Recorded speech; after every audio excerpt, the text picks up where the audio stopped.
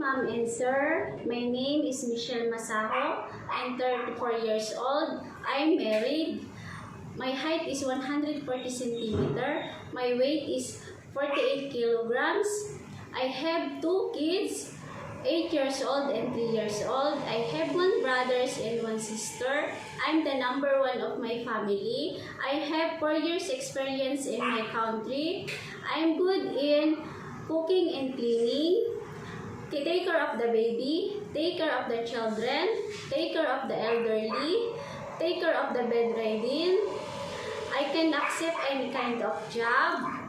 I can agree with 1 day off a month. I promise I will hard to work, honesty, loyalty, and follow the instruction.